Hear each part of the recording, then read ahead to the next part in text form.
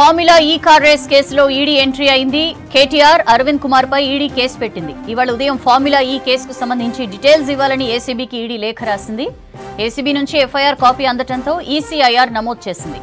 Formula ఈ race కేసులో money laundering కింద A1, A2, A3లపై కేసులు పెట్టింది ఎన్ఫోర్స్మెంట్ డైరెక్టరేట్.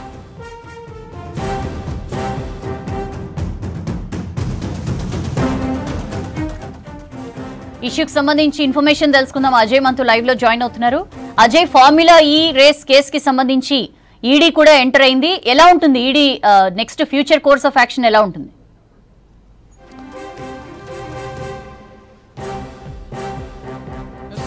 ఫార్ములా ఈ కార్ రేసింగ్ సంబంధించిన వ్యవహారం ఇప్పటికే రాష్ట్ర వ్యాప్తంగా హాట్ టాపిక్ గా మారిన విషయం తెలిసిందే. ఏసీబీ అధికారులు కేసు నమోదు చేయడంతో పాటు ఎఫ్ఐఆర్ ని కూడా కోర్టులో ప్రొడ్యూస్ చేశారు. అందులో మాజీ మంత్రి కేటీఆర్ ని A1 గా, ఇటు సీనియర్ ఐఏఎస్ అధికారి అరవింద్ కుమార్ ని A2 గా, దాంతోపాటు BLN రెడ్డి వీళ్ళ ముగ్గురు సంబంధించి ఎఫ్ఐఆర్ లో వీళ్ళ పేర్లు పొందుపరచడము, ఇంకా దాని తర్వాత పరిణామాలు చకచక మారాయి. ఈరోజు మొత్తం కూడా మనం చూసాము. కేసు సంబంధించి ఏసీబీ అధికారులు పూర్తి స్థాయిలో ఎఫ్ఐఆర్ కోర్టులో ప్రొడ్యూస్ చేసిన తర్వాత మాజీ మంత్రి కేటీఆర్ క్వాష్ పిటిషన్ ద్వారా కోర్టును ఆశ్రయించడము, ఈరోజు వాదనలు జరిగిన తర్వాత అతనికి 10 రోజుల పాటు అతన్ని అరెస్ట్ చేయొద్దంటూ కోర్టు అయితే ఆదేశాలు ఇచ్చింది. ఇక ఈరోజు ఉదయం నుండి చాలా కీలకమైన పరిణామాలు జరుగుతూనే ఉన్నాయి.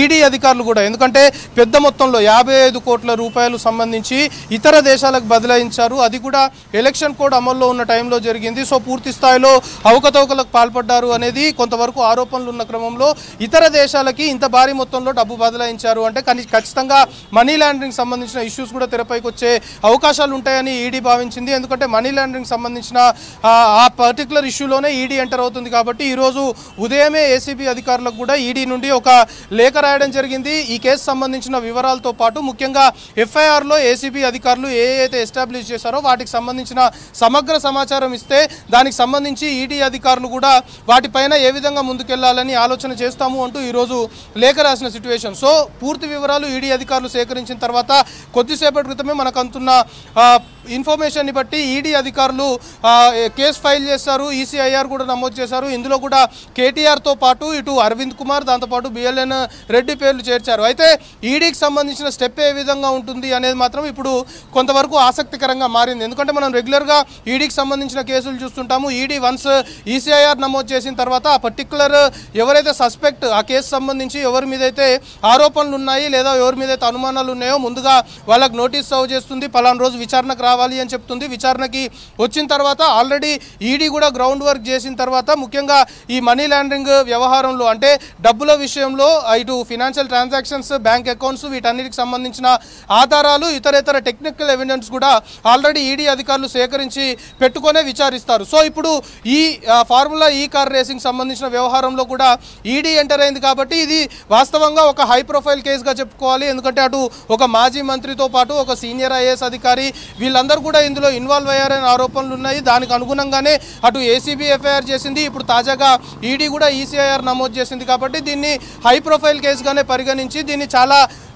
క్లోజ్గా ఉన్నతాధికారులు మానిటర్ చేసే పరిస్థితి ఈ కేసు సంబంధించి నెలకొంది. ఇక ఈడీకి సంబంధించిన వ్యవహారంలో మాత్రం ఖచ్చితంగా నోటీసులు సర్వ్ చేసిన తర్వాత అటు కేటీఆర్ కావచ్చు, అరవింద్ కుమార్తో పాటు ఇటు BLN రెడ్డి వీళ్ళకి సంబంధించిన బ్యాంక్ స్టేట్మెంట్స్, ఫినాన్షియల్ ట్రాన్సాక్షన్స్, దాంతోపాటు ముఖ్యంగా HMDAకి సంబంధించి ఈ నిధులు మొత్తం కూడా ఇతర దేశాలకు బదిలీ అయ్యాయి. కాబట్టి అటు RBI సంబంధించిన వ్యవహారం అనుకోవచ్చు, లేకపోతే ఇతరేతర అన్ని గ్రౌండ్స్ పరిగణలోకి తీసుకొని వీళ్ళని విచారించే అవకాశం ఉంది. ఖచ్చితంగా ఈడీ కేసు నమోదు చేసింది, ఈసీఐఆర్ కూడా ఫైల్ చేసింది. కాబట్టి ఖచ్చితంగా వీళ్ళందరికీ కూడా నోటీసులు ఇచ్చి విచారణకు పిలిచి విచారించిన తర్వాతనే ఈడీ ఫర్దర్ స్టెప్ తీసుకునే అవకాశాలు ఉన్నాయనేది మాత్రం బేసిక్గా మనకు అందుతున్న information. Soujanya. Right Ajay, thank you.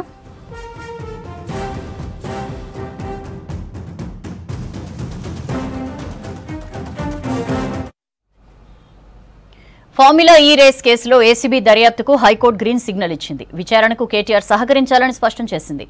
అయితే అరెస్ట్ చేయకూడదని తెలిపింది హైకోర్టు. హైకోర్టులో కేటీఆర్ తరఫున లాయర్ సుందరం, మరోవైపు ప్రభుత్వం తరఫున లాయర్ సుదర్శన్ రెడ్డి వాదనలు వినిపించారు. విచారణ అనంతరం ఆదేశాలు జారీ చేసింది హైకోర్టు.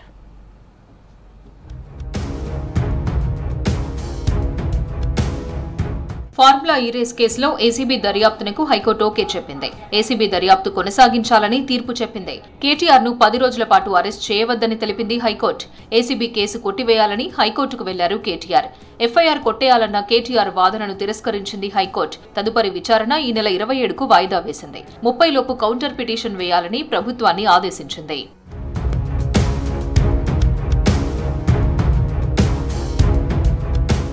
ఫార్ములా ఈ కార్ రేస్ కేసులో అప్పటి మున్సిపల్ శాఖ మంత్రి కేటీఆర్ ను A1 గా, ఐఏఎస్ అధికారి అరవింద్ కుమార్ ను A2 గా చేర్చారు ఏసీబీ అధికారులు.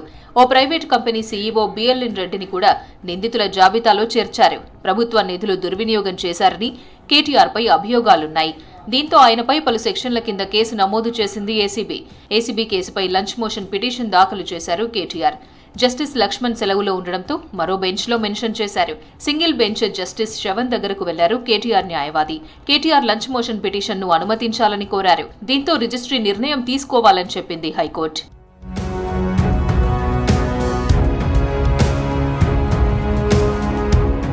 కేటీఆర్ తరపున సుప్రీంకోర్టు సీనియర్ కౌన్సిల్ సుందరం, ప్రభుత్వం తరపున ఏజీ సుదర్శన్ రెడ్డి వాదనలు వినిపించారు. కేటీఆర్ పై నమోదు చేసిన అవినీతి నిరోధక చట్టంలోని 13(1)A ఈ కేసుకు వర్తించదన్నారు న్యాయవాది సుందరం. గతేడాది సీజన్ 9 ఈ కార్ రేసింగ్ నిర్వహించారని గుర్తు చేశారు. రేసింగ్ నిర్వహించేందుకు 2022 అక్టోబర్ 25నే ఒప్పందం జరిగిందన్నారు. ఫార్ములా ఈ రేస్ ఆపరేషన్స్ తో ఒప్పందం జరిగిందన్నారు. సీజన్ 9లో 110 కోట్ల రూపాయల లాభం వచ్చిందన్నారు. సీజన్ 10 నిర్వహణ నుంచి ఒక సంస్థ తప్పుకుందన్నారు సుందరం. దీంతో ప్రభుత్వం ప్రమోటర్ గా ఒప్పందం కుదుర్చుకుందన్నారు. పాత ఒప్పందానికి కొనసాగింపుగా కొత్త ఒప్పందం జరిగిందన్నారు. ఎన్నికల కోడ్ ఉల్లంఘించారనడానికి ఎలాంటి ఆధారాలు లేవన్నారు. 14 నెలల తర్వాత ఎఫ్ఐఆర్ నమోదు చేశారన్నారు సుందరం. కనీసం ప్రాథమిక విచారణ కూడా చేయకుండా కేసు నమోదు చేయడం రాజకీయ కక్ష మాత్రమేనని వాదించారు కేటీఆర్ తరపు అడ్వకేట్.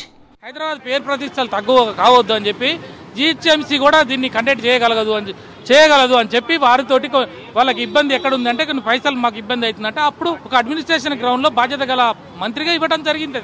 అది కూడా బ్యాంక్ నుంచి ఆ కంపెనీకి నేరుగా వెళ్ళింది. ఇక్కడ లంచం ఇవ్వటాలు, ప్రొసీజరల్ ల్యాబ్స్, దాని ఫైనాన్స్ ఇదంతా కాదు. వారి ఒక వైస్ చైర్మన్ గా ఉన్నారు జీహెచ్ఎంసీకి, వారికి కూడా రైట్స్ ఉన్నాయి కాబట్టి ముఖ్యమంత్రి గారు పర్మిషన్ తీసుకొని వెంటనే అక్కడ ఆ రోజు ఇవ్వడం జరిగింది. దాని తర్వాత ఇక్కడ ఎలక్షన్ అది కోడ్ రావడం జరిగింది. అధికారం మారిపోయింది. ఫార్ములా ఈ రేస్ కేసులో ఎఫ్ఐఆర్ ద్వారానే దర్యాప్తు జరుగుతుందని కోర్టు దృష్టికి తెచ్చారు అడ్వకేట్ జనరల్ సుదర్శన్ రెడ్డి. ప్రతి విషయం ఎఫ్ఐఆర్లో ఉండదన్నారు. దర్యాప్తులో అనేక విషయాలు బహిర్గతమవుతాయన్నారు. ప్రాథమిక విచారణ జరిగాకే కేసు నమోదైందన్నారు. 2 నెలల క్రితం ఎంఏయుడి చీఫ్ సెక్రటరీ దానకిషోర్ ఫిర్యాదు చేశారన్నారు. విచారణకు గవర్నర్ కూడా అనుమతించారని కోర్టుకు తెలిపారు సుదర్శన్ రెడ్డి. దర్యాప్తులో భాగంగా మున్ముందు నిందితులు చాలా మంది యాడ్ అవుతారన్నారు. ప్రాథమిక దర్యాప్తు జరిగాకే కేసు నమోదు చేసినట్లు తెలిపారు. ఫార్ములా ఈ ఆపరేషన్స్ కు చెల్లించిన డబ్బులు విదేశీ కరెన్సీగా చెల్లించారన్నారు. విదేశీ కరెన్సీ కారణంగా హెచ్ఎండిఏపై అధిక భారం పడిందన్నారు. దీనికోసం ఆర్బీఐ అనుమతి, అటు ఆర్థిక శాఖ అనుమతి కూడా తీసుకోలేదని కోర్టుకు తెలిపారు ఏజీ. సో వాళ్ళు ఏ విధంగా క్వాలిఫికేషన్ వేసారు, సో దాన్ని బట్టి కౌంటర్ ఉంటుంది. ఆ కౌంటర్ అయిన తర్వాత ఒక న్యాయస్థానం నిర్ణయం తీసుకుంటుంది. At the same time police investigation అంటే ఏసీబీ ఇన్వెస్టిగేషన్ ఉంటుంది. ఆ ఇన్వెస్టిగేషన్ ప్రాపర్ వెళ్ళి జరిగినాక డెఫినెట్లీ అరెస్ట్ అయ్యే అవకాశం కూడా ఉంటుంది. అరెస్ట్ కావద్దు అని ఎక్కడ లేదు.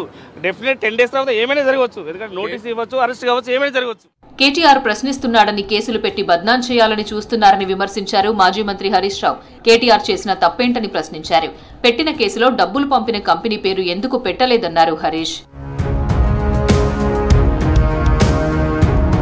ధరణి పేరుతో 1000 ఎకరాలు దోచుకున్నారన్నారు ముఖ్యమంత్రి రేవంత్ రెడ్డి. భూభారతితో యజమాని హక్కులను రక్షిస్తామని చెప్పారు. అర్హత లేని కంపెనీకి ధరణి నిర్వహణ బాధ్యతలు అప్పగించారన్న రేవంత్ క్రిమినల్ నేరగాళ్ల చేతిలో మన వివరాలుంచారని మండిపడ్డారు. అసైన్డ్ భూదాన్ భూములను అక్రమంగా ఎవరెవరికి కట్టబెట్టారో లెక్కలు తేల్చుతామని సభలో ప్రకటించారు. భూ యజమానుల హక్కులను కాపాడడం కోసమే భూభారతి చట్టం తెస్తున్నామన్నారు ముఖ్యమంత్రి రేవంత్ రెడ్డి. 2014లో కాగు తప్పుబట్టిన ధరణిని ప్రజలపై ఎందుకు రుద్దారో కేసీఆర్ చెప్పాలని నిలదీశారు. అనుభవం లేని I&LFS సంస్థకు ధరణి టెండర్లు ఎందుకు కట్టబెట్టారని ప్రశ్నించారు. ట్యాక్స్ హెవెన్ దేశాల కంపెనీల చేతిలో మన ధరణి పోర్టల్ పెట్టారన్నారు.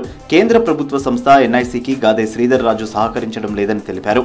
గాదే శ్రీధర్ రాజు ద్వారా విదేశాలకు సమాచారాన్ని పంపించారన్న సీఎం, వాళ్ళు ఒక్క క్లిక్ కొడితే సమాచారం మొత్తం నాశనమైపోతుందని చెప్పారు. అందుకే ఇన్ని రోజులు విచారణపై వెనుకడుగు వేశామన్నారు రేవంత్. చంద్రశేఖరరావు గారు వారి మెదడునంత రంగరించి ఒక అద్భుతాన్ని, ఒక అమృతాన్ని దేశ అమృతంలో నుంచి సృష్టించిన ధరణి వారి యొక్క ఆలోచన అనేది అయితే చెప్పిండో అది శుద్ధ తప్పు. 2010 సంవత్సరంలోనే IL&FS కంపెనీ ఈ విధానాన్ని ఒరిస్సా ప్రభుత్వానికి చేరవేస్తే ఒరిస్సా ప్రభుత్వం వాళ్ళ కాంట్రాక్ట్ ఇస్తే 4 సంవత్సరాలు నిర్వహించిన తర్వాత క్యాగ్ నివేదిక 100% తప్పు పట్టింది. ఈ లోపభూయిష్టమైన ఏమాత్రం ప్రజలకు ఉపయోగపడని ఈ సాంకేతిక నైపుణ్యాన్ని ఎందుకు తెలంగాణ రాష్ట్ర ప్రజల నెత్తి మీద చంద్రశేఖరరావు గారు రుద్దిండ్రో ఇప్పుడు మనం ఆలోచన చేయాలి. ధరణి అక్రమాలు అన్ని ఇన్ని కావన్నారు రేవంత్ రెడ్డి. అర్ధరాత్రి రిజిస్ట్రేషన్లు జరిగేవని, ఎవరి కోసం అర్ధరాత్రి రిజిస్ట్రేషన్ కార్యాలయాలు పనిచేశాయని సభలో ప్రశ్నించారు. కేంద్ర మంత్రి కిషన్ రెడ్డి సొంత గ్రామం కందుకూరు మండలం తిమ్మాపూర్లో భూదాన్ భూములను ప్రైవేటు వ్యక్తులకు అప్పనంగా కట్టబెట్టారని చెప్పారు. దీనిపై కేంద్ర మంత్రి కిషన్ రెడ్డి ఫిర్యాదు చేసినా పట్టించుకోలేదన్నారు రేవంత్ రెడ్డి. అసైన్డ్ ల్యాండ్స్ అక్రమంగా ఎవరెవరికి కట్టబెట్టారనే దానిపై సమగ్ర విచారణ చేస్తామన్నారు సీఎం. వీళ్ళు ఎన్ని రకాల అధ్యక్ష రిజిస్ట్రేషన్స్ అనేటివి డే టైంలో జరుగుతాయి అధ్యక్ష. మనం స్లాట్ బుక్ చేసుకుంటాం. రాత్రి 9 గంటల నుంచి ఉదయం 6 గంటల వరకు కూడా రిజిస్ట్రేషన్లు జరిగిన డాక్యుమెంట్లు ఉన్నాయి అధ్యక్ష. అర్ధరాత్రి పూట ఏ ప్రభుత్వ అధికారి డాక్యుమెంట్లు రిజిస్ట్రేషన్ చేసిండు, ఏ చట్టం ప్రకారం అర్ధరాత్రి పూట డాక్యుమెంట్లు ఎగ్జిక్యూట్ అయినాయో ఇవాళ మనం విచారణ చేయాల్సిన అవసరం లేదా అధ్యక్ష? కిషన్ రెడ్డి గారి ఫిర్యాదును కూడా లెక్క చేయకుండా భూదాన్ భూములను మార్చి భూములను అమ్మేసి దాని వెనకాల ఉన్నది ఎవరో తేలాలి అధ్యక్ష. నేను వచ్చిన తర్వాత FIR చేయించిన అధ్యక్ష. ఫార్ములా ఈ రేస్ అవినీతిపై చర్చకు తాను ఎక్కడైనా సిద్ధమని అన్నారు ముఖ్యమంత్రి. అసెంబ్లీలోనైనా బీఆర్ఎస్ పార్టీ ఆఫీసులోనైనా చర్చకు వస్తానన్నారు. FEO ప్రతినిధులు తనను కలిసినప్పుడే అసలు అవినీతి బయటపడిందని చెప్పారు. ఫార్ములా రేసులో 600 కోట్లు లూటీ జరిగేదని ముందే పసిగట్టి 55 కోట్ల దగ్గర కట్టడి చేశామన్నారు రేవంత్. ఈ FEO సంస్థకు సంబంధించిన ప్రతినిధి ఈ కార్ రేసులకు సంబంధించి చర్చించాలంటే నేను అపాయింట్మెంట్ ఇవ్వకుంటే ఎందుకుంటా అధ్యక్ష? ఆ సంస్థకు సంబంధించిన ప్రతినిధి నన్ను కలిసి నాకు వాళ్ళు జరిగిన లోపాయకారి ఒప్పందాల గురించి చెప్పి దీన్ని నువ్వు సహకరించాలని అడిగినప్పుడు శాఖ నుంచి సమాచారాన్ని తెప్పించుకొని కొద్దిమంది తోసుకుంటే కుదరదు అని చెప్పి 55 కోట్లు నేను పట్టుకున్నా కాబట్టి 500 కోట్లు మిగిలిపోయినాయి అధ్యక్ష. లేకపోతే నేను జర్ర ఆయన వచ్చిండు కదా చెప్పిన కదా అధ్యక్ష, జర్ర అని అయిపోతుందని. నేను జర్ర అంటే 600 పోతుండే అధ్యక్ష. 55 కోట్లు చిన్న అమౌంట్ అధ్యక్ష ప్రజలది. ORR టెండర్లపై విచారణను కోరింది వాళ్ళేనని, ఇప్పుడు టెండర్లు రద్దు చేయమంటుంది వాళ్ళేనన్నారు రేవంత్. టెండర్లు ఎలా క్యాన్సిల్ చేస్తామని ప్రశ్నించారు. తప్పు జరిగిందని నిరూపించకుండా ఎలా రద్దు చేస్తామన్నారు. ధరణిపై చర్చ జరిగితే బీఆర్ఎస్ బాగోతం బయటపడుతుందనే భయంతో వాకౌట్ చేశారన్నారు. హరీష్ రావు సభలో చొక్కా చించుకుని అరవకపోతే ఇంటికెళ్లిన తర్వాత కొరడా దెబ్బలుంటాయని చెప్పారు. ప్రజల కోసం హరీష్ కొన్నిసార్లు కొరడా దెబ్బలు తినాల్సి ఉంటుందన్నారు రేవంత్. ఔటర్ రింగ్ రోడ్ విషయంలో నువ్వు క్యాన్సిల్ చేసేయి, ఈయననే కాదు వెనకాల నుంచి మైక్లో లేడు ఆయన కూడా అన్నాడు. క్యాన్సిల్ చేయాలంటే ఎట్లా చేయాలి అధ్యక్ష? విచారణ చేయకుంటే unilateral cancellation, one side cancellation జరుగుద్ది అధ్యక్ష. ఏదైనా రద్దు చేయాలంటే విచారణ జరగాలి, విచారణలో తప్పు జరిగిందని నిరూపించాలి. తప్పు జరిగిందని నిరూపించిన తర్వాతనే చట్ట ప్రకారము రద్దు చేయడానికి అవకాశం ఉంటుంది. అడిగింది వాళ్ళే, డిమాండ్ చేసింది వాళ్ళే. నేను లేచి నించొని ప్రకటించిన తర్వాత మళ్ళీ హరీష్ రావు గారు అభినందించండు, మేము స్వాగతిస్తున్నాం మీ విచారణని. ఇవ్వాలంటే నా మీద కక్షతోని విచారణకు ఆదేశించిండని. నువ్వు అడిగితేనే కావాలని నువ్వు తారక రామారావు గారిని ఇరికించినావు అని మీ కుటుంబంలో పంచాయతీ ఉండొచ్చు అధ్యక్ష. సహజంగా కుటుంబం అనే తర్వాత చిన్న చిన్న సమస్యలు ఉంటాయి అధ్యక్ష, మీకు తెలియదా? భూభారతి చట్టం సామాన్యులకు ఎంతో ఉపయోగంగా ఉంటుందని ప్రకటించింది ప్రభుత్వం. ఈ చట్టంలో ప్రతిపక్షాల సూచనలు కూడా పరిగణలోకి తీసుకుని నిబంధనలు రూపొందిస్తామని ప్రకటించింది. భూభారతి బిల్లు 2024కు రాష్ట్ర అసెంబ్లీ ఆమోదం తెలిపింది. సుదీర్ఘ చర్చ తర్వాత బిల్లును స్పీకర్ గడ్డం ప్రసాద్ ఆమోదించారు. సామాన్యుల హక్కులను కాపాడటమే చట్టం లక్ష్యమన్నారు మంత్రులు. మరోవైపు సభను అడ్డుకునేందుకు బీఆర్ఎస్ ప్రయత్నించింది. ఫార్ములా ఈ రేస్పై చర్చించాలని పట్టుబట్టింది. స్పీకర్ పోడియం దగ్గరకు దూసుకెళ్లి రచ్చ చేశారు. దీంతో సభలో కాసేపు ఉద్రిక్త పరిస్థితి నెలకొంది. బీఆర్ఎస్ తీరుపై కాంగ్రెస్ సహా ఎంఐఎం, సిపిఐ తీవ్ర స్థాయిలో మండిపడ్డాయి.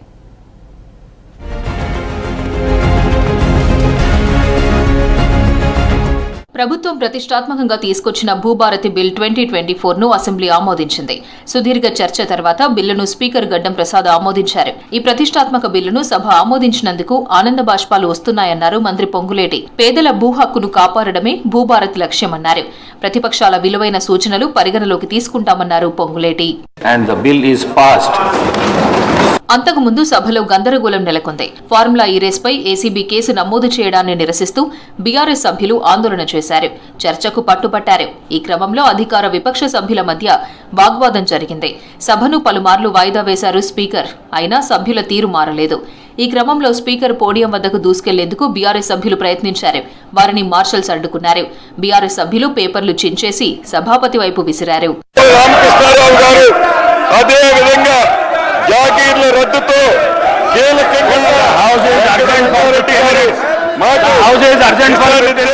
అసెంబ్లీలో బీఆర్ఎస్ సభ్యుల తీరుపై సీరియస్ అయ్యారు స్పీకర్ గడ్డం ప్రసాద్. కీలకమైన భూభారతి బిల్లుపై చర్చలో పాల్గొనాలని బీఆర్ఎస్ సభ్యులకు విజ్ఞప్తి చేశారు స్పీకర్. అయినా బీఆర్ఎస్ సభ్యులు పట్టించుకోలేదు. ఒక సభ్యుడికి సంబంధించి వ్యవహారంపై సభ మొత్తాన్ని అడ్డుకోవడం కరెక్ట్ కాదన్నారు స్పీకర్.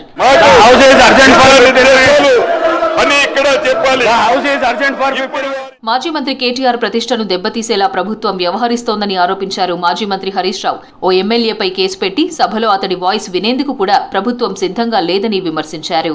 మా నాయకులు కేటీఆర్ గారిని అప్రతిష్ట పాలు చేయాలని, బీఆర్ఎస్ పార్టీని ఇబ్బంది పెట్టాలని ప్రయత్నం చేస్తున్నారు. మేము ఇతర ఏమడుగుతున్నాం సార్? మేము ఎలాంటి తప్పు చేయలేదు.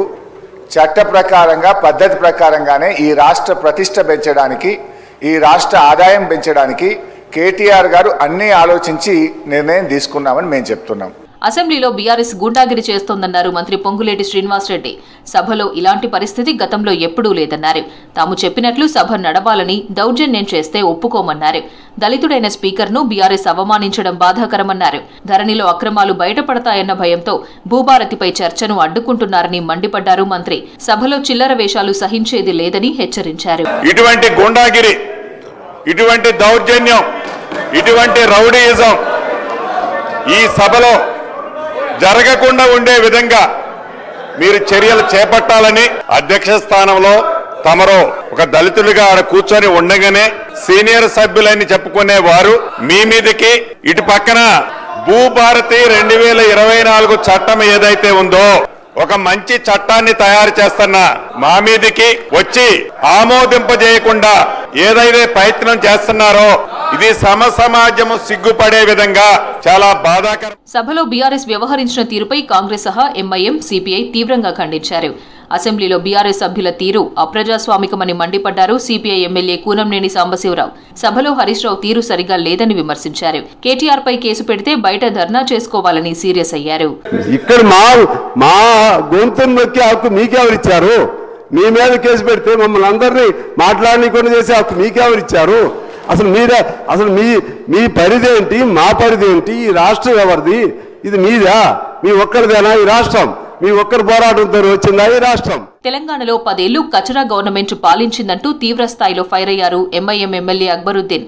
ఒక్కరి కోసం సభను అడ్డుకోవడం సరికాదని, బీఆర్ఎస్ ఎమ్మెల్యేలు ప్రజల కోసం వచ్చారా లేక కేసీఆర్ కుటుంబం కోసం అసెంబ్లీకి వచ్చారా అని ప్రశ్నించారు Akbaruddin. What the BRS is doing to the Telangana Legislative Assembly, sir? What is this, sir?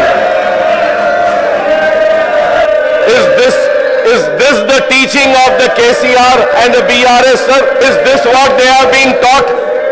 Is this the behavior which has been taught? This is the way they are supposed to behave?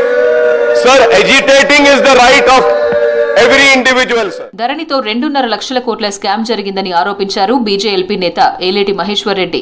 ధరణి లోపాలు, అవినీతిపై ప్రశ్నిస్తే అడ్డుకుంటున్నారని విమర్శించారు. ధరణి అవినీతి ఆరోపణలపై CBI విచారణ జరిపించాలని demand చేశారు ఏలేటి. గత ప్రభుత్వం చేసే తప్పులు కూడా మేము ఏదైతే చూపాల్సిన అవసరం ఉంటుంది అధ్యక్ష. మేము గత ప్రభుత్వం చేసినటువంటి లక్షల కోట్ల కుంభకోణం ఖచ్చితంగా వెలికి తీయాలని చెప్పేసి మాత్రమే మేము అడిగినాం అధ్యక్ష. మేము ఎక్కడ కూడా మా స్వార్థం కోసమో మా సొంతం కోసమో మేము మాట్లాడలేదు అధ్యక్ష. కీలకమైన భూభారతి బిల్లును సభ ఆమోదించడంతో సభలోనే హర్షం వ్యక్తం చేశారు మంత్రులు, కాంగ్రెస్ ఎమ్మెల్యేలు. తర్వాత సభ రేపటికి వాయిదా పడింది. రేపు రైతు భరోసాపై సభలో చర్చ జరిగే అవకాశం ఉంది. That's all for now.